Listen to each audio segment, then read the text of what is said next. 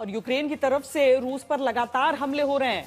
Crimea के पुल को Ukraine की सिक्योरिटी एजेंसी ने फिर निशाना बनाया है और इस ब्रिज को उड़ाने के लिए अंडर वाटर विस्फोटक से धमाका किया गया है। यह बताया जा रहा है कि लगभग 1100 किलो के विस्फोटक का इस्तेमाल किया गया है।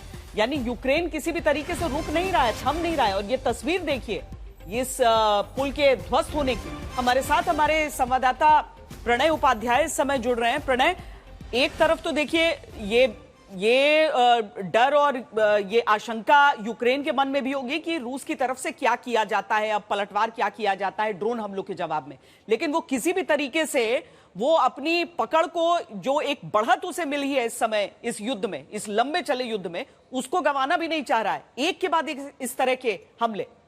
बिल्कुल श्वेता, आपने एकदम ठीक कहा कि बीते 48 घंटों के दौरान जिस तरीके से यूक्रेन के हौसले नजर आ रहे हैं, उससे साफ लगता है कि या तो उसके पीछे कोई ना कोई ताकत है जिस तरीके से उसने उन हमलों को अंजाम दिया है। क्योंकि रविवार को जो हमला हुआ था, ड्रोन का हमला हुआ था, वो अपने आप में एक स्पेक्टाकुलर हमला तो इस लिहाज से भी था कि इतने भीतर तक 3-3.5 साल की इस लड़ाई के अंदर पहली बार रशिया को किसी ने हिट किया है। उसके मिलिट्री बेसिस के ऊपर उसके विमानों को इस तरीके से नुकसान हुआ है। हालांकि रूस की तरफ से दिए गए बयान में कहा गया कि बहुत ज्यादा कुछ नुकसान नहीं हुआ है, लेकिन उसके 48 घंटे के भीतर ही इस तरीके का जो हमला कर्ज के पुल के ऊपर, कर्ज स्ट्रेट के बीच में क्राइमिया का ये जो पुल है, आप अच्छी तरीके से जानती हैं श्वेता कि ये वो पुल है जो कि क्राइमिया के इलाके को रूस के मेनलैंड से जोड़ता है। यानी आवाजाही के लिहाज से, स्ट्रेटेजिक कनेक्टिविटी बनाने के लिहाज से यही एकमात्र एक रास्ता है। और 2022, 2023 और अब 2025 के अंदर, बीते 3 सालों के अंदर तीसरी बार इसे निशाना बनाया गया है। हालांकि रूस की डिफेंस मिनिस्ट्री की तरफ से एक वीडियो अब से थोड़ी देर पहले जारी किया गया है जिसमें कहा गया है कि उसके लैंसेट ड्रोन ने ये अंडर वाटर व्हीकल्स जो हैं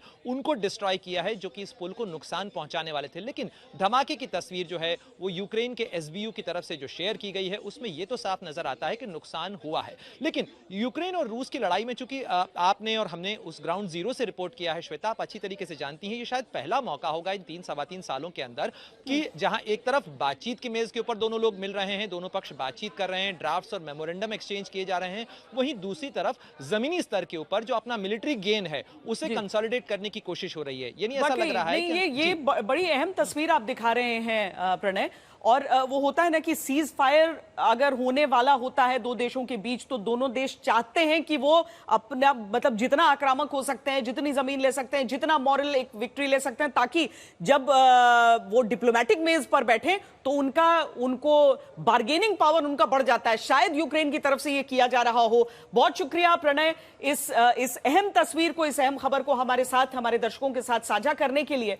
पर जो प्रणय भी बता रहे हैं, जिन वेपन्स की बात प्रणय भी कर रहे हैं कि रूस की तरफ से कहा जा रहा है कि हमने इसका इस्तेमाल नहीं किया, और भी वेपन्स है। देखिए, रूस के पास है अवानगार्ड, जिरकॉन, बुरेवेस्निक, पोसाइडन, सरमत, ऐसे सुपर हथियार हैं उसके पास। लेकिन पुतिन ने इन्हें यूक्रेन युद्ध में इस्तेमाल नहीं किया है। इनके इस्तेमाल की सिर्फ धमकी दी जाती है। पुतिन इस लड़ाई को लंबा खींचना चाहते हैं ताकि यूक्रेन और उसके साथी देश थक जाएं। अब अवानगार्ड हाइपरसोनिक ग्लाइड व्हीकल, यह हथियार ध्वनि की गति से 20 गुना तेज उड़ता है, यानी 24,696 किलोमीटर प्रति घंटा और 6,000 किलोमीटर तक मार कर सकता है। अब 9M730 बुरेवेस्निक, ये परमाणु संचालित क्रूज मिसाइल है जो हजारों किलोमीटर तक उड़ सकती है। इसे फ्लाइंग चेर्नोबिल भी कहा जाता है क्योंकि ये रेडियो धर्मी हो सकता है, रेडियो एक्टिव हो सकता है। 3M22 जिरकॉन, ये हाइपरसोनिक एंटीशिप मिसाइल 1000 किलोमीटर तक मार करती है। मार्क 9 यानी 11,113 किलोमीटर प्रति घंटा की गति से चलती है। इसे जहाजों और जमीन पर लक्ष्य को नष्ट करने के लिए बनाया गया है। KH-47M2 किंजल, ये हाइपरसोनिक बैलिस्टिक मिसाइल हवाई जहाज से लॉन्च होती है। ये 2000 किलोमीटर तक मार कर सकती है। मार्क 10 यानी 12,348 किलोमीटर प्रति घंटा की गति से चलती है। पोसाइडन, ये परमाणु संचालित ड्रोन समुद्र में तटीय शहरों को नष्ट कर सकता है। ये 10,000 किलोमीटर तक जा सकता है। परमाणु विस्फोट से सुनामी पैदा कर सकता है। इस्तेमाल तीसरा विश्व युद्ध शुरू करवा सकता है जो किसी के भी हक में नहीं है। इसीलिए पिछले साल पुतिन ने कहा कि परमाणु हथियारों का कोई सैन्य लाभ नहीं है। यह बात रूस पर यूक्रेन के ड्रोन हमले से सही साबित होती है। लोगों को समझ नहीं आ रहा कि रूस के जिस S-400 ने भारत पर पाकिस्तान के किए सभी हमलों को नाकाम कर दिया, तो फिर रूसी सेना से कहां चूक हो गई। इस सवाल का जवाब यह है कि ऑपरेशन सिंदूर में भारत केवल रूसी S-400 पर निर्भर नहीं था। भारतीय सेना ने स्वदेशी आकाश एयर डिफेंस सिस्टम का भी इस्तेमाल किया था, जिसने पाकिस्तान को नाको चने चबवा दिए।